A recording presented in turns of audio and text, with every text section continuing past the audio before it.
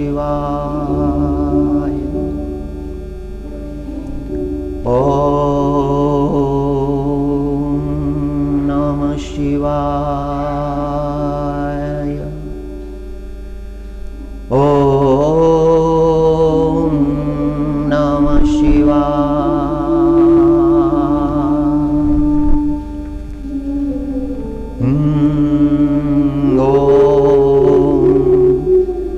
मंगलम भगवान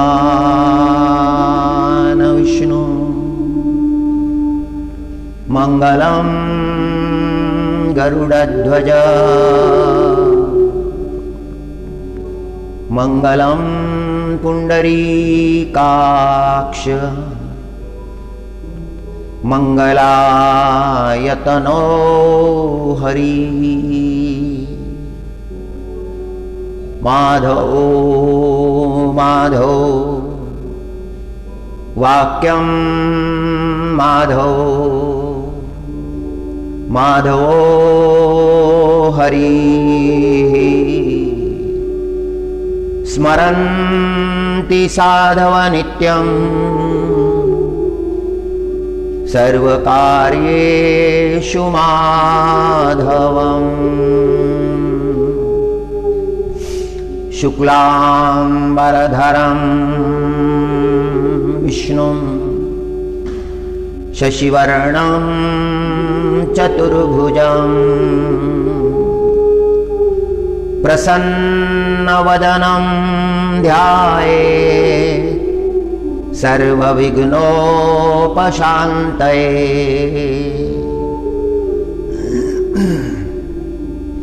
स्मृते सकलकल्याणं भाजनं यत्र जायते। पुरुषं तमजं नित्यं व्रजामि शरणं हरिं। व्रजामि शरणं हरिं।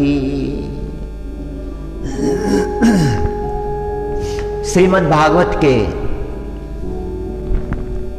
एकादश स्कंद के दूसरे अध्याय में श्री जनक जी महाराज का प्रसंग है। निमिजायंत संवाद आया है। जो 9 योगीश्वर थे, 9 योगीश्वर नवनाथ ऋषभदेव नारायण भगवान के पुत्र थे। ऋषभदेव नारायण का अवतार सत्य युग में हुआ है। ऋषभदेव नारायण भगवान ने जगत को तपश्चर्या, शांति, अहिंसा, सत्य मार्ग का मार्गदर्शन किया है। धर्म तत्व का उपदेश किया है। अपने पुत्रों से कहा है कि हे पुत्रों, देह का महत्व क्या है। मनुष्य के जीवन में जो प्राप्त देह है उसका बड़ा महत्व है, दुर्लभ है, बड़ी मुश्किल से मिला है। अनंत जन्म, अनंत योनियां भोगने के बाद मिला है। मनुष्य को प्राप्त देह का महत्व जान लेना चाहिए। यह देह किस लिए मिला है? ये भोगों के लिए नहीं है।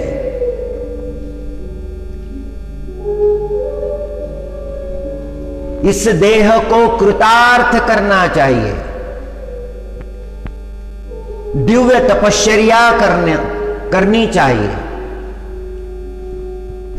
जो व्यक्ति दिव्य तपश्चर्या करता है उसके अंतकरण के सारे मनोमल नष्ट हो जाते हैं, सारी वासनाएं विसर्जित हो जाती है, वह परम पुनीत हो जाता है। अपने पुत्रों को उपदेश किया था, इस भूतल का राज्य उन्होंने किया, सारे भूमंडल को सुख शांति प्रदान की, सारी संपदाएं उनके राज्य में प्रकट हो गई थी, उनके राज्य में सारे जीव सुखी थे, कोई भी हिंसा नहीं करता था। अहिंसा का बड़ा महत्व समझाया है ऋषभदेव नारायण भगवान ने। मनुष्य के हाथों से किसी भी प्रकार की हिंसा ना हो, परम तत्व समझाया है। किसी को भी कोई कष्ट मनुष्य के द्वारा ना पहुंचे।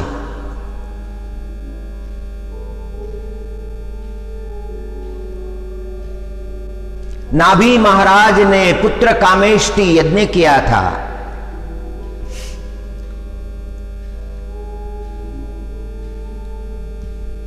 और उस पुत्र कामेष्टि यज्ञ के द्वारा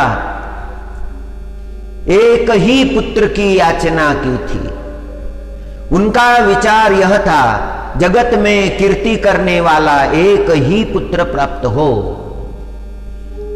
नाभि महाराज के कुल में ऋषभदेव नारायण भगवान का अवतार है।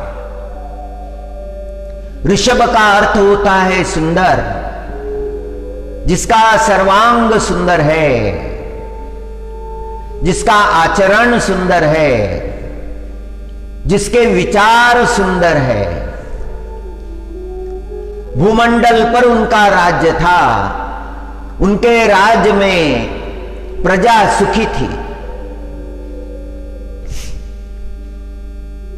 एक बार इंद्र के मन में आया कि वर्षा ना करें।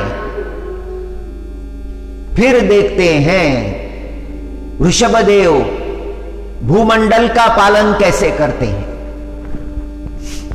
इंद्र के अंतकरण में गर्व है,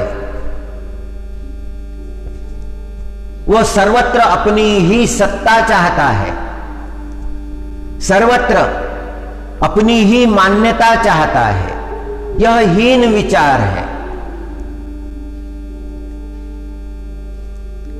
ऋषभदेव भगवान जैसे संत राजा को सताने का विचार इंद्र ने किया है।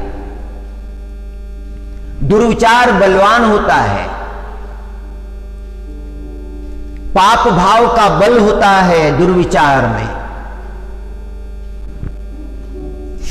यह दुर्विचार उसके अंतकरण में आया। उसने वर्षा नहीं होने दी।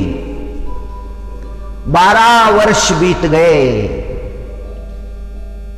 नदियां सूख गई, तालाब सूख गए, जल के स्तोत्र सूख गए, कहीं पानी नहीं। लोग पानी के लिए तरस रहे हैं। लोग आते हैं ऋषभदेव नारायण भगवान से, कहते हैं महाराज कुछ कीजिए, सारा पानी समाप्त हो गया, तालाब सूख गए हैं, कुएं सूख गए हैं, कहीं भी जल की बूंद भी नहीं बची है। ऋषभदेव नारायण भगवान जान गए कि यह कार्य इंद्र ने किया है। उनके मन में कोई दुर्भावना निर्माण नहीं हुई। उन्होंने अपने योग बल से वर्षा कराई, सारी पृथ्वी जल थल हो गई।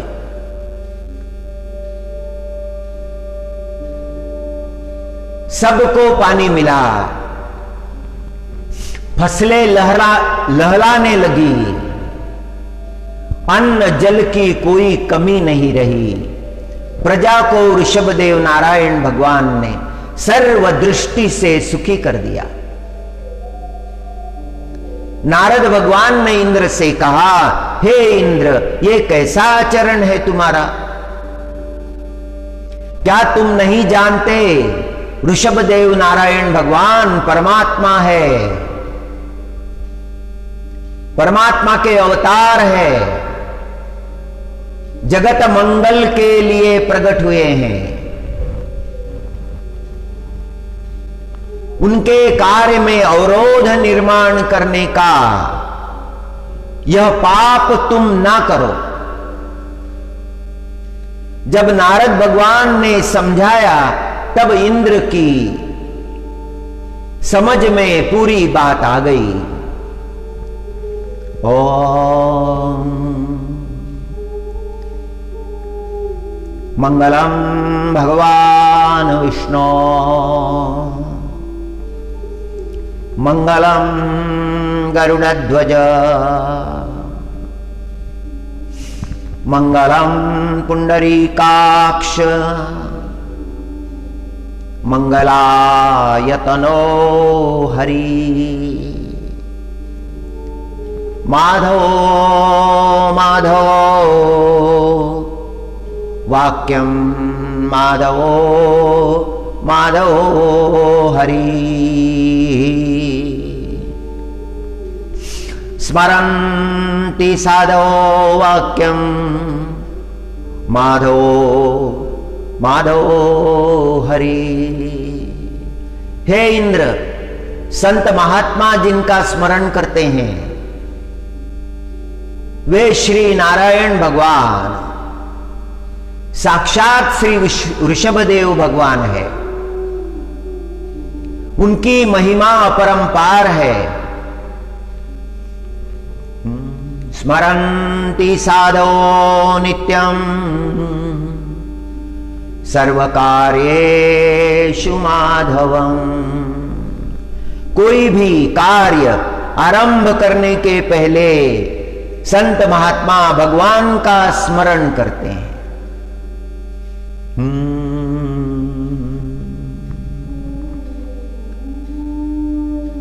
इंद्र की बात समझ में आई। नारद भगवान ने कहा, शीघ्र जाओ,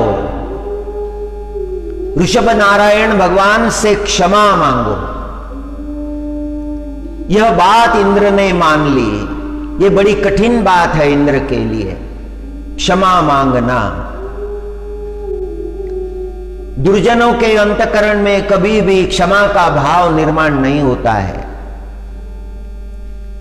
उन्हें लगता है कि वो जो कर रहे हैं वो सही कर रहे हैं, उनका करना ही सही है। वे संत महात्माओं को सताने का काम करते हैं। उन्हें पश्चाताप होता भी नहीं, और जब होता है तब समय बीत जाता है। नारद भगवान के उपदेश से इंद्र के अंतकरण में भय निर्माण हो गया। प्रेम निर्माण नहीं हुआ, पश्चाताप निर्माण नहीं हुआ। रहस्य जब नारद भगवान ने बताया तब इंद्र को लगा कि नहीं, मुझे अपना पद संभालना चाहिए। तुरंत इंद्र आया। इंद्र ने ऋषभदेव नारायण भगवान के चरणों में दंडवत प्रणाम किया और क्षमा मांगी। हे प्रभु, मुझे क्षमा करना। 12 वर्ष तक मैंने वर्षा होने नहीं दी। मैंने जगत कल्याण का विचार नहीं किया। आपके कार्य में व्यवधान हो, इसीलिए मैंने ये सब किया है। आप मुझे क्षमा करें। ऋषभदेव नारायण भगवान ने इंद्र को क्षमा कर दिया। ठीक है। उनका क्षमा भाव, उनका कृपा भाव देखने के बाद में इंद्र को लगा,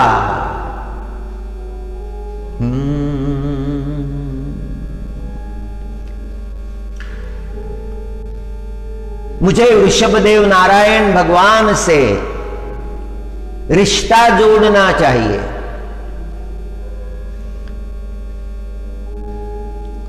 इंद्र ने वृषभदेव नारायण भगवान से कृपा मांगी, मुझ पर कृपा कीजिए, मैं अपनी कन्या जयंती आपको अर्पण करता हूं, उसका स्वीकार कीजिए। और वृषभदेव नारायण भगवान ने इंद्र की प्रार्थना सुन ली और इंद्र कन्या जयंती से विवाह कर लिया। संसार मार्ग में प्रविष्ट हुए। वृषभदेव महाराज के भगवान के अनेक पुत्र हैं, जिनमें मुख्य है भरत चक्रवर्ती। वृषभदेव नारायण भगवान के 9 पुत्र योगीश्वर बन गए। उनमें प्रथम है कवि। कवि नाम के जो योगीश्वर है, उनका प्रसंग कल हमने सुना था। जनक जी महाराज को उन्होंने उपदेश किया था।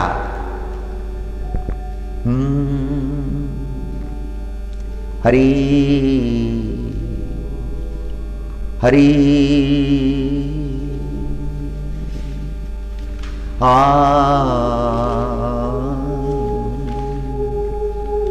शृण्वन् सुभद्राणि रथांगपाणे जन्मानि कर्माणि च यानि लोके गीतानि नामानि तदर्थकानि गायन् विलज्जो विचरेद संगा। बड़ा सुंदर श्लोक है। इस श्लोक का अर्थ का श्रवण कल हमने किया था। कवि योगीश्वर ने यह उपदेश दिया था कि हे जनक महाराज, हे निमि महाराज,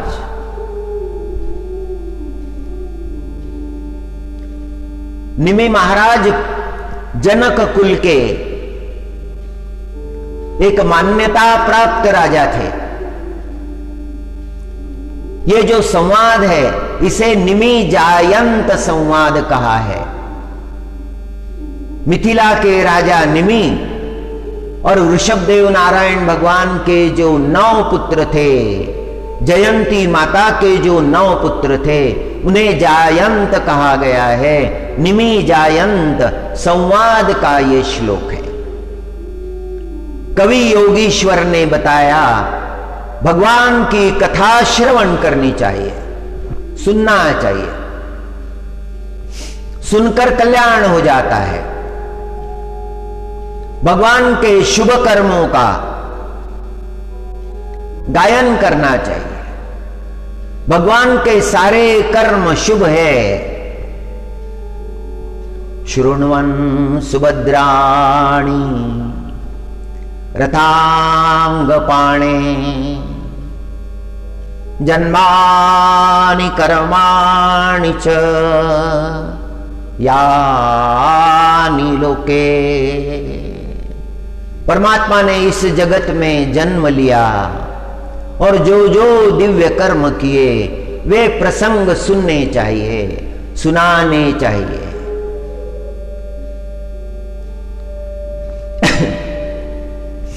गीतानि नामानि तदर्थकानि। भगवान के चरित्र का गुणगान गायन करना चाहिए। गायन विलज्जो विचरेद संगा। भगवान नाम का गायन करने से अंतकरण निर्मल हो जाता है। अंतकरण में अनेक प्रकार के दोष उभरते रहते हैं। जैसा जिसका जीवन है उसके अनुसार दोष उभरते हैं। कोई सज्जन यदि भगवान का भक्त है, वीतरागी है, तपस्वी है, साधक है, तो उसके अंतकरण में बहुत ही अल्प मात्रा में दोष उभरते होंगे, किंतु दोष उभरते ही है। कोई एक मनुष्यानाम सहस्रेषु, कोई एक ही होता है जिसने पूर्ण रूप से अपना अंतकरण निर्मल बना लिया है।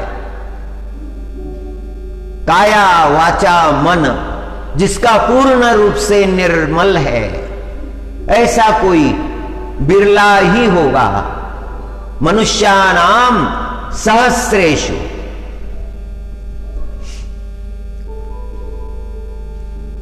कवि योगीश्वर ने जो उपदेश किया है उसमें एक श्लोक जगत मान्य हो गया। प्रार्थना के अंत में, उपासना के अंत में इस श्लोक को गाने का प्रचलन है। भक्तगण इसका उच्चारण करते हैं।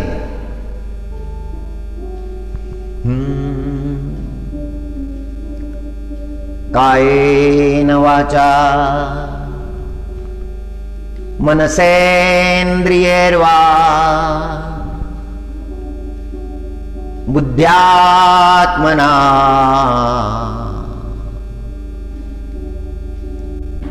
प्रकृते स्वभावात् करोमि यत् सकलं परस्मै नारायणेति समर्पयामि। गलती करना मनुष्य का स्वभाव है। जो गलती हमारे हाथों से हो गई है उसके लिए क्षमा याचना।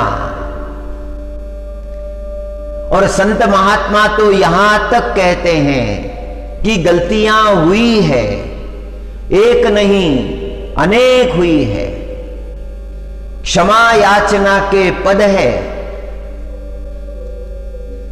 गोस्वामी तुलसीदास जी महाराज ने लिखे हैं, सूरदास जी महाराज में क्षमा याचना के पद लिखे हैं।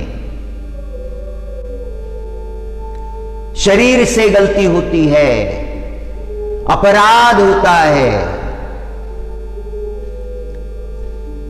मन से अपराध होते हैं, वाणी से अपराध होते हैं। कायेन वाचा मनसेन्द्रियैर्वा, मन से भी हो गए, इंद्रियों से भी हो गए। किसी भी प्रकार का भगवत अपराध, उसके लिए क्षमा मांगी है। हे परमात्मा, मेरे मन ने विषयों का चिंतन किया है, मेरा मन मलिन हो गया है, आपको अर्पण करने योग्य नहीं है। किंतु भगवान मैं क्या करूं, मेरा मन मेरे अधीन नहीं है। कायेन वाचा, और मेरी वाणी जो हर समय बोलती रहती है, आपके नाम का गुणगान नहीं करती, विषयों का गुणगान करती है, वासना लिप्त है, दूषित है। वाणी से भी मैंने अपराध किए हैं।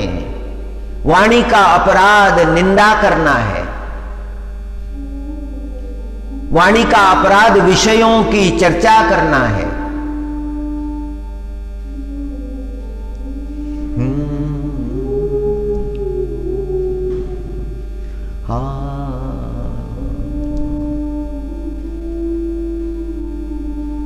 अपने शरीर को भगवान की सेवा में ना लगाना। हाथ भगवान के लिए कभी जुड़ते ही नहीं, नमस्कार के लिए कभी जुड़ते ही नहीं, शरीर से भगवान की सेवा कभी होती ही नहीं।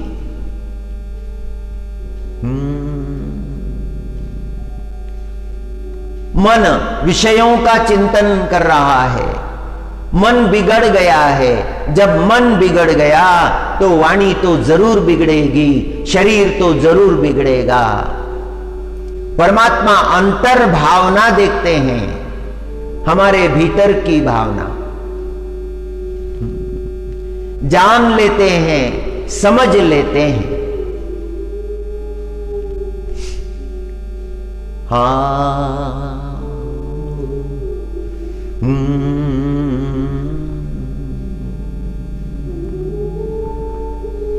हे परमात्मा, सारे अपराधों के लिए आप मुझे क्षमा कर दीजिए। मन से, वाणी से, शरीर से जो अपराध मैंने किए हैं उसके लिए मैं क्षमा याचना करता हूं। शरीर की अशुद्धि पाप है, वाणी की विषय चर्चा पाप है, वाणी की निंदा पाप है,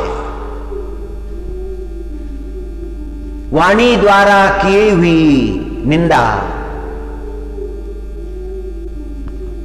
मन का चिंतन पाप चिंतन, दुर्भावना का चिंतन पाप है। बुद्धि पाप संकल्प करते रहती है, पर दोषों का चिंतन करती रहती है। ये जन्म जन्म का स्वभाव है।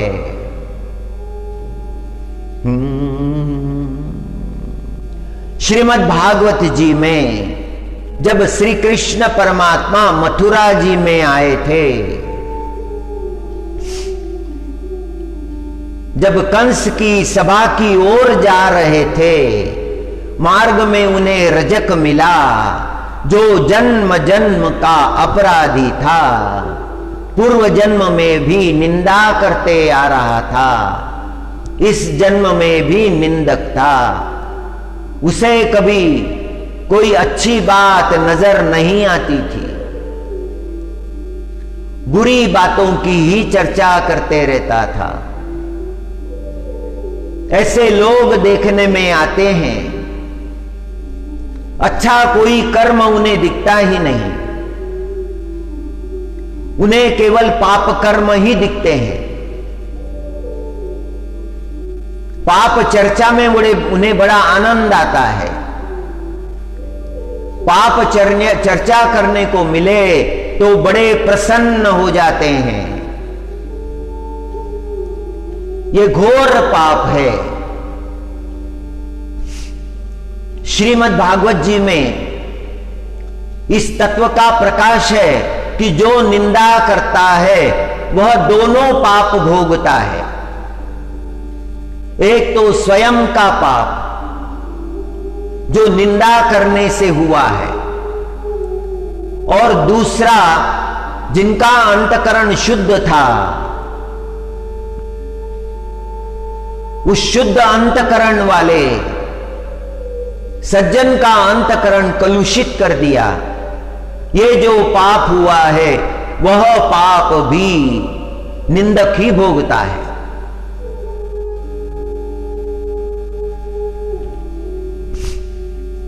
जन्म जन्मांतर का बना हुआ स्वभाव है। स्वभाव पर जन्मों जन्मों के संस्कार है। पूर्व जन्म में उसने सीता जी का अपराध किया था। जब राम प्रभु अयोध्या लौट आए, एक रात का प्रसंग है। राम प्रभु नगर परिक्रमा के लिए जाते थे, अकेले जाते थे, वेश बदलकर जाते थे। यह जानने के लिए जाते थे कि प्रजा कैसी है, प्रजा के सुख दुख जानने के लिए जाते थे। अयोध्या नगरी में राम प्रभु भ्रमण कर रहे थे और भ्रमण करते करते करते एक स्थान पर आए जो रजकों की बस्ती थी। वहां पर झगड़ा चल रहा था। रजक ने अपने घर के किवाड़ बंद कर दिए थे। घर के बाहर उसकी पत्नी रो रही थी। वह कह रही थी कि मुझे भीतर ले लो, मुझे घर में ले लो। और वह उद्दंड रजक पत्नी से कह रहा था कि मेरी आज्ञा लिए बिना तुम अपने मायके चली गई थी, अब मेरे घर में तुम्हारे लिए कोई जगह नहीं है, जाओ अपने मायके में ही रहो। वो कहने लगी कि जाना जरूरी था, आपको बताने के लिए अवसर ही नहीं मिला। रजक कहने लगा मैं कोई राजा राम नहीं हूं, 6 महीने सीता लंका में रही और उसका स्वीकार कर लिया। वैसे तो अग्नि परीक्षा हो गई थी, इस रजक को वो ज्ञान नहीं था। बुरी बातों को वो प्रकट करने लगा।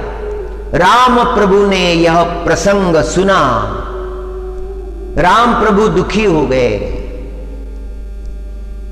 लोगों में यह चर्चा है, यह बात राम प्रभु के मन में घर कर गई। मर्यादा पुरुषोत्तम राम प्रभु ने सीता जी का त्याग कर दिया। निर्दोष महापतिव्रता श्री सीता जी को राम प्रभु ने त्याग दिया। केवल रजक के उस वचन से। दुर्जन यह नहीं जानते कि उनके वचनों का प्रभाव क्या हो सकता है। उनके वाणी में विष ही होता है, विषैले शब्दों का ही वे उच्चारण करते रहते हैं।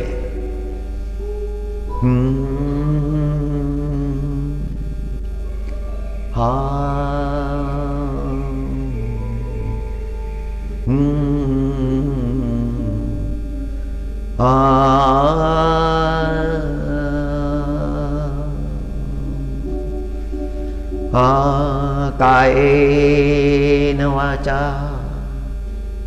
मनसेन्द्रियैर्वा बुद्ध्यात्मना प्रकृते स्वभावात् करोति यत्तत् सकलं परस्मै नारायणेति समर्पयामि।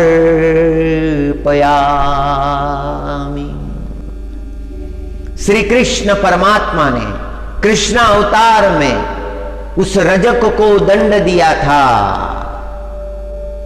प्रहार किया था उस पर।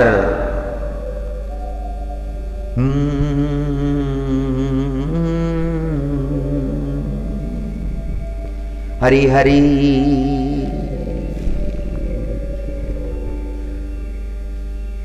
मनुष्य से अपराध होते हैं, भगवत सेवा के अपराध।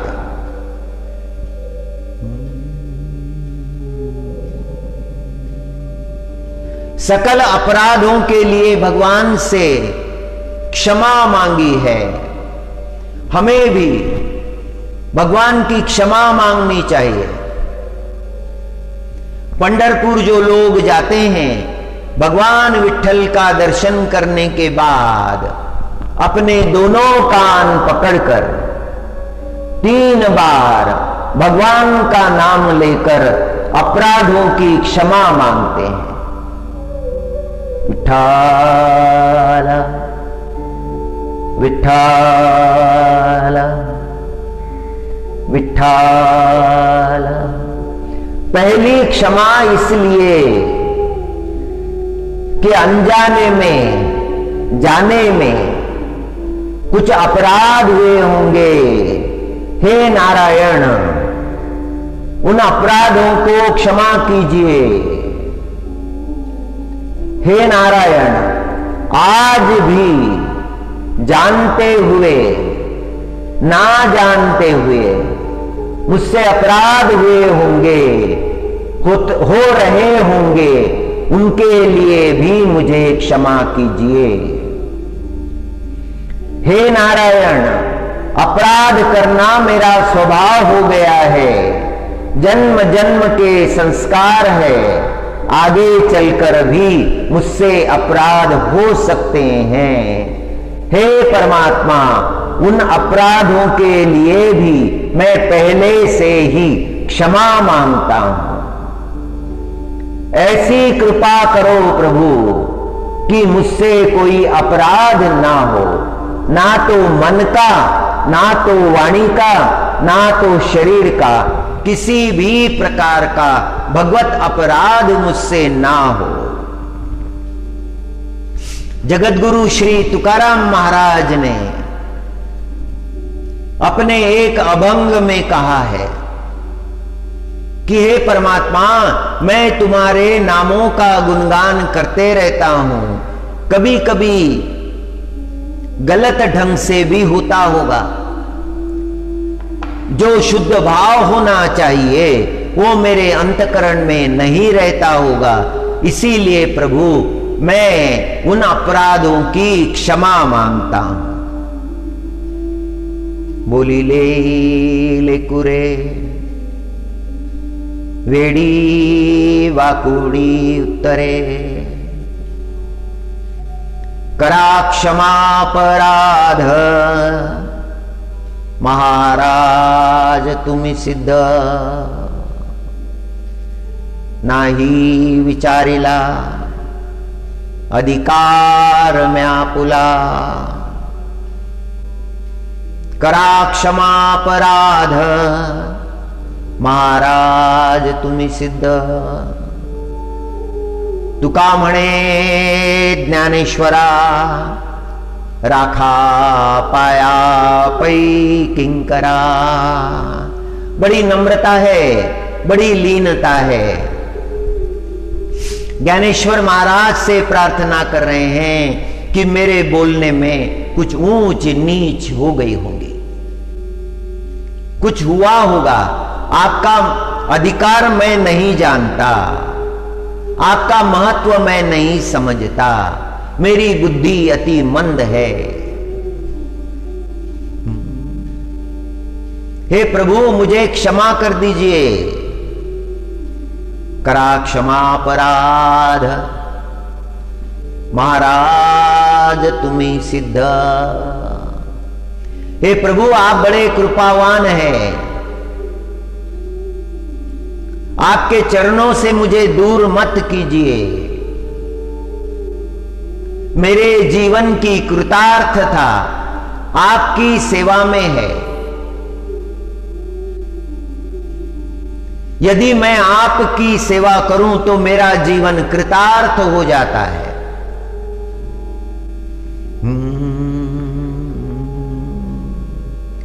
हाँ, अंतकरण में क्षमा भाव होना चाहिए, अंतकरण में दया भाव होना चाहिए, अंतकरण में समर्पण भाव होना चाहिए, अंतकरण में शरण जाने की शुद्ध भावना होनी चाहिए। जो ममताधीन है उससे भगवत अपराध होते हैं। जो घोर संसारी है उससे भगवत अपराध होते हैं। श्रीमद् भागवत में नारद जी के प्रसंग में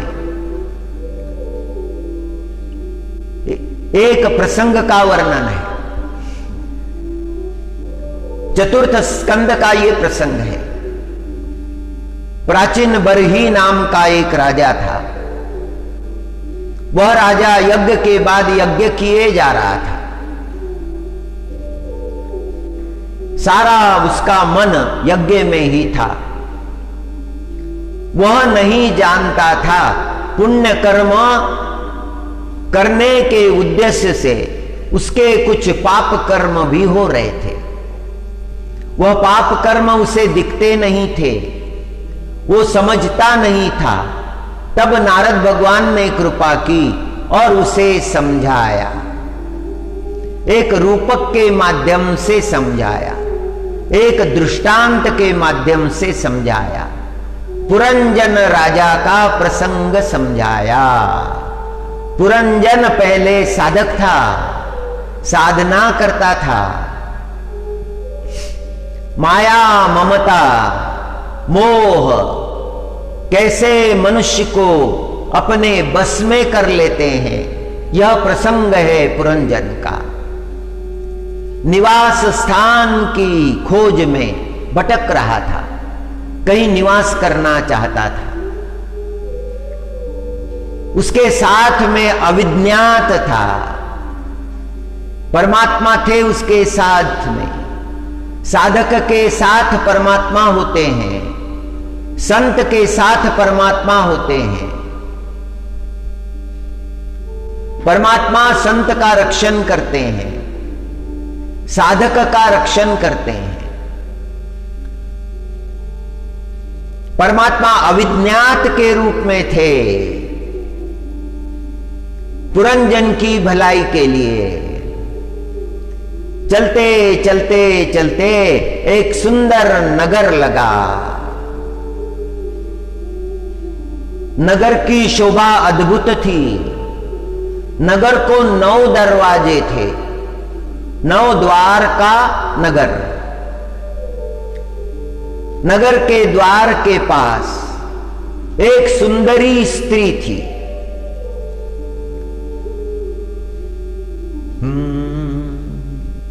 उसकी हजारों दासियां थी। और जब पुरंजन और अविज्ञात उस महाद्वार के पास आए, तब वह सुंदरी पुरंजन को निमंत्रण देने लगी, भीतर आइए, ये नवद्वार का नगर है, यह आपके लिए है।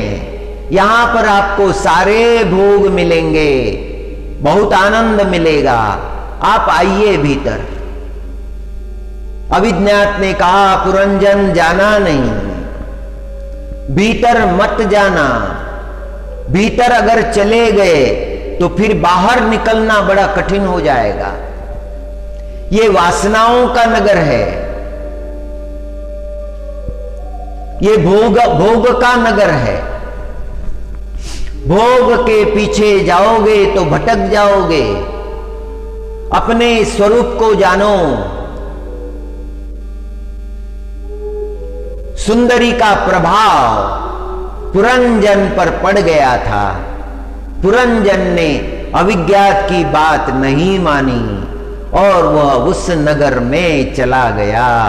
भोग लिप्त हो गया, भोगी हो गया।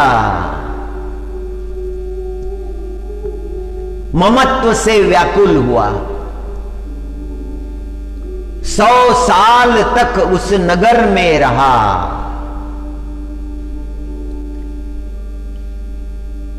नाना भोग इंद्रियों के द्वार से भोगता रहा। दृष्टि का भोग, श्रवण का भोग, घ्राण का भोग, सारे भोगों को भोगता रहा, भटक गया। वह कौन है?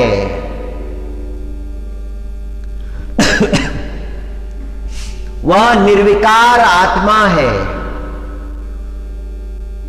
उसका स्वरूप, अपने स्वरूप को भूल गया।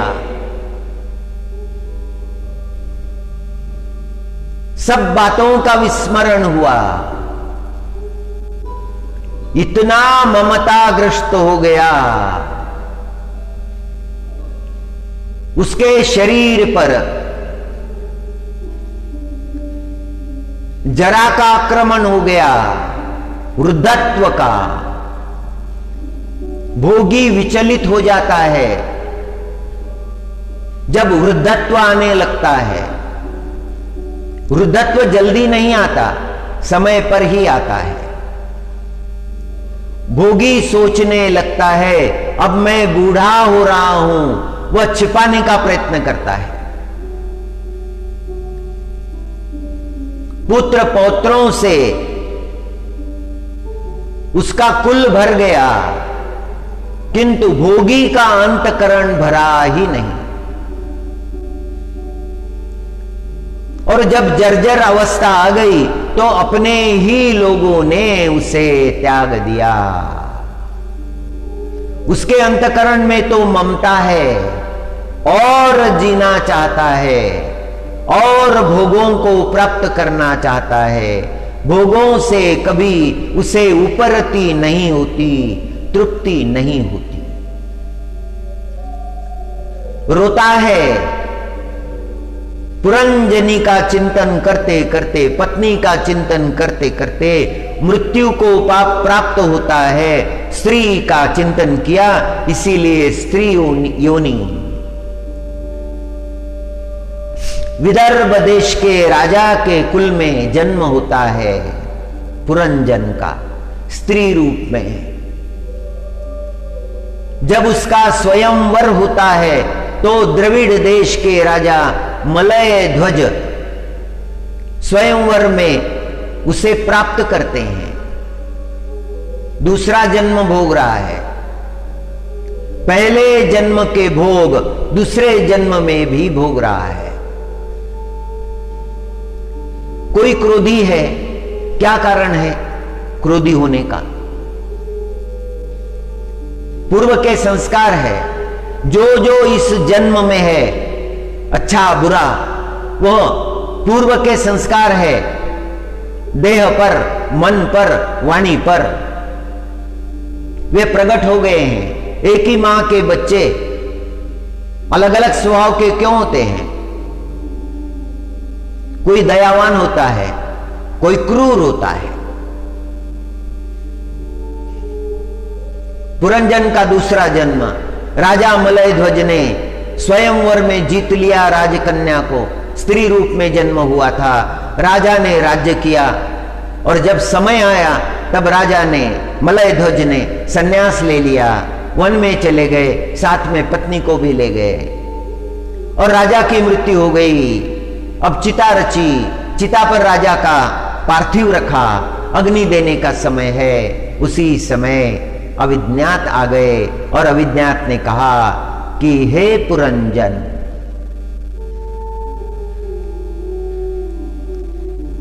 स्त्री रूप में जो पुरंजन था उसने उत्तर दिया कि हे प्रभु आप कौन है? अविज्ञात ने कहा मैं आपका मित्र हूं। मैंने आपसे कहा था नौ द्वार के नगर में मत जाना, उसमें फंस मत जाना, उसमें उलझ मत जाना, किंतु तुम गए और अभी तुम अपने स्वरूप को भूल रहे हो, आत्म स्वरूप को भूल गए हो। तुम चिरंतन शाश्वत आत्म तत्व हो।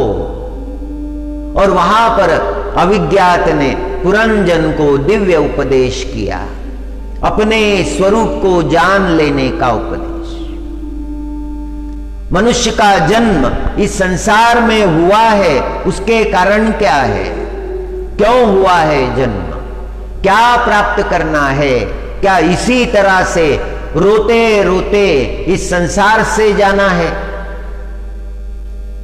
इस तत्व का उपदेश उपनिषद करते हैं,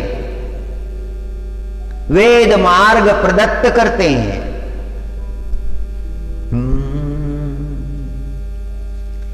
नारायण नारायण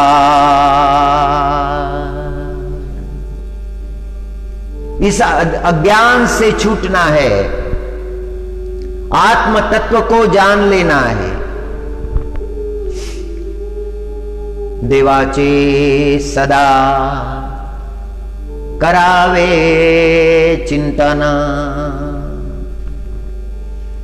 देवाचे सदा करावे चिंतना, सकल तोची निधान जगत पालक। हमेशा सदा परमात्मा का चिंतन करना चाहिए। जगत का पालन करता वही है। परमात्मा को शरण यदि हम जाएंगे तो परमात्मा हमारे सारे दोषों को भूलकर हमारा स्वीकार करेगा।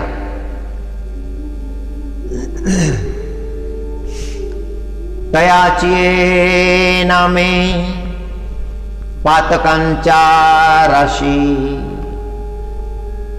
उद्धरती दोषी महाखळ। तयाचिये नामे पातकांचा राशी, उद्धरती दोषी महाखळ। भगवान के नाम से यदि मनुष्य भगवान का नाम लेता है तो उसके जीवन के सारे दोषों का लय हो जाता है, सारे दोष नष्ट हो जाते हैं। निराधारा तुची आधार, निराधारा तुची आधार। उचलित से भार सकळ त्यांचा। भक्त का भार उठा लेता है परमात्मा। श्रीमद् भागवत जी में अम्बरीश राजा का प्रसंग है, 9वें स्कंद में आता है। जो महावैष्णव थे, एकादशी का व्रत करते थे, हमेशा भगवत चिंतन में लीन थे। एक बार अम्बरीश महाराज के राज्य पर आक्रमण हो गया। शत्रुओं ने आक्रमण कर दिया। उस समय अम्बरीश महाराज पूजा में थे। महामंत्री बताने के लिए आए। महारानी ने रोक दिया। महाराज अभी ध्यान कर रहे हैं। महामंत्री ने कहा, राज्य पर, अयोध्या पर आक्रमण हो गया है, शत्रु बलवान है, अयोध्या की रक्षा करना पहला कर्तव्य है, महाराज को बताना चाहिए। महारानी ने कहा, आप चिंता ना करें। अम्बरीश महाराज ध्यान में लीन है और अम्बरीश महाराज के रूप में ही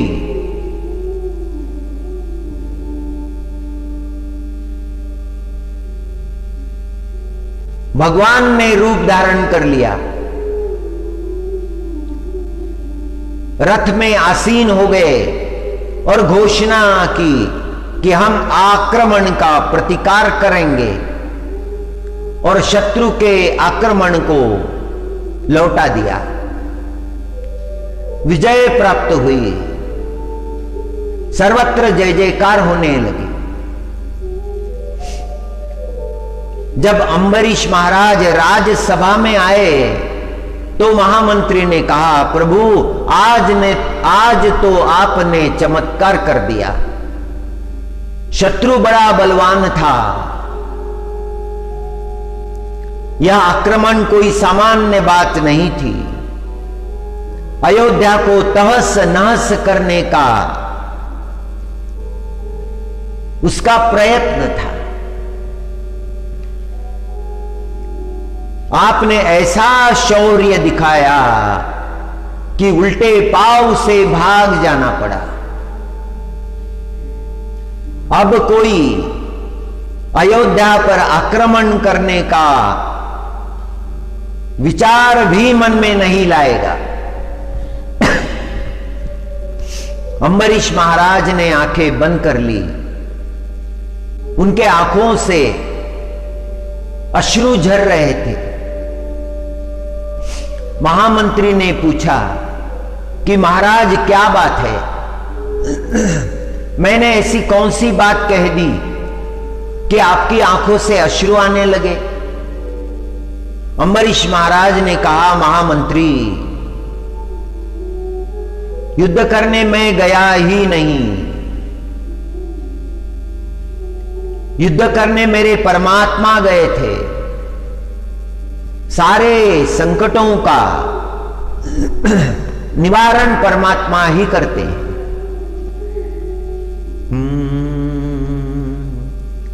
राम कृष्ण हरि, राम कृष्ण हरि,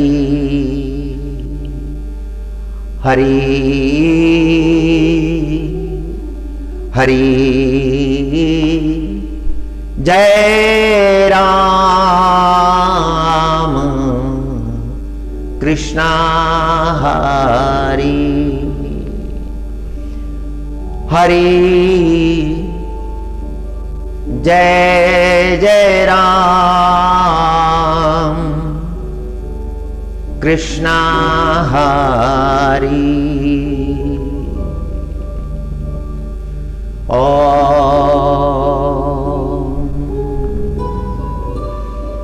कायेन वाचा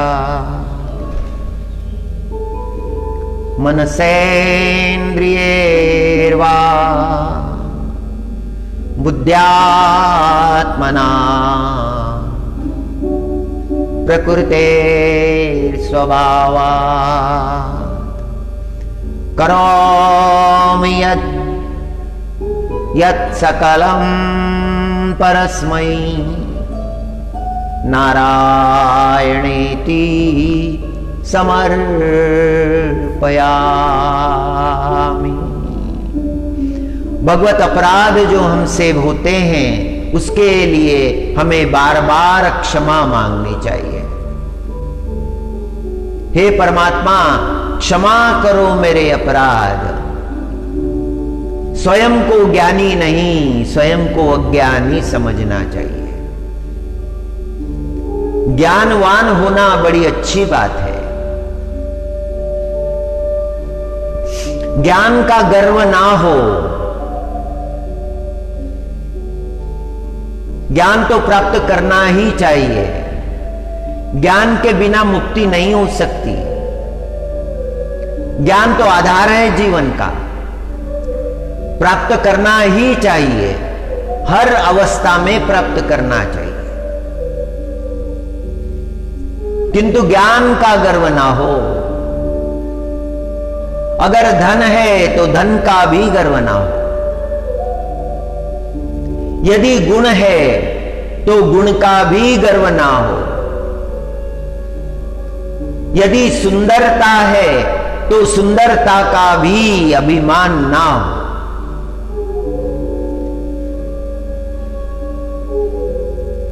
गर्व के कारण मनुष्य का अधःपतन होता है। जिसके अंतकरण में गर्व अभिमान निर्माण होता है, परमात्मा उस जीव का त्याग करते हैं, उसके पास रुकते नहीं।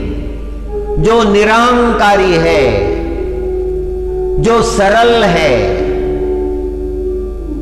सद्भाव से भरा हुआ है, ज्ञान भक्ति वैराग्य का प्रकाश जिसके जीवन में प्रकट हुआ है, शांत शीतल ऐसा जिसका जीवन है, परमात्मा की उस पर कृपा हो जाती है।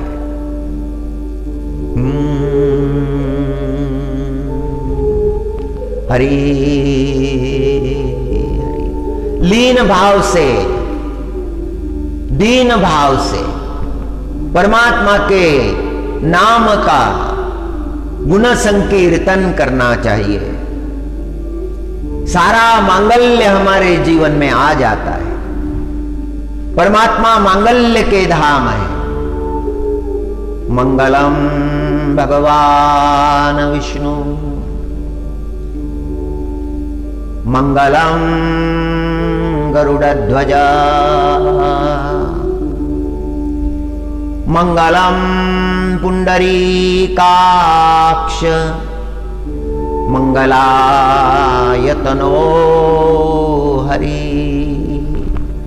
ब्रह्म मुहूर्त में उस परमात्मा का दर्शन मंगलदायी है, हमारे जीवन को मंगल करने वाला है। सदा हमारी वाणी उस परमात्मा के गुणों का, कृपा का वर्णन करती रहे। मांगल्य निधान है परमात्मा, उसका नाम भी मंगल करने वाला है। माधवो माधवो वाक्यम, माधवो माधवो हरिः, माधवो माधवो वाक्यम, माधवो माधवो हरिः। संत महात्मा उस परमात्मा के नाम का गुणगान करते रहते हैं। स्मरन्ति साधव नित्यं सर्वकार्येषु माधवम्, स्मरन्ति साधव नित्यं सर्वकार्येषु माधवम्।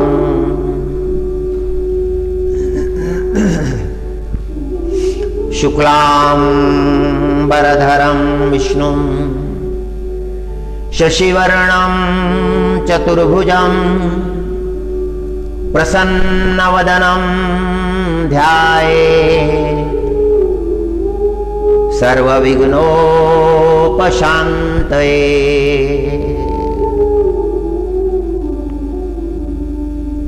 प्रसन्नवदनं ध्यायेत् सर्वविघ्नोपशान्तये। भगवान का नाम लेने से जीवन में जो विघ्न है वे शांत हो जाते हैं, उन विघ्नों का लय हो जाता है।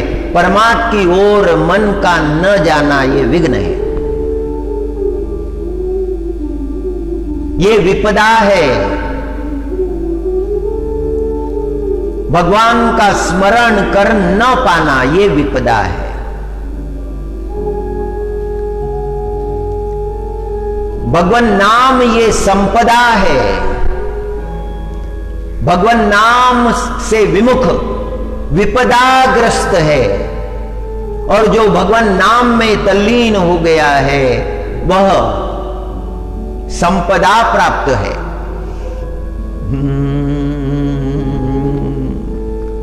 स्मृते सकल कल्याण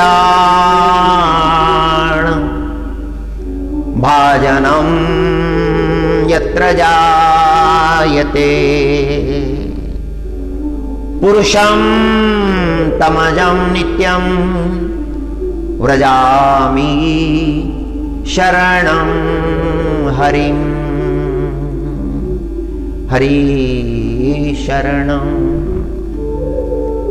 हरि शरणं, हरि शरणं, हरि शरणं। ओम नमो नारायण।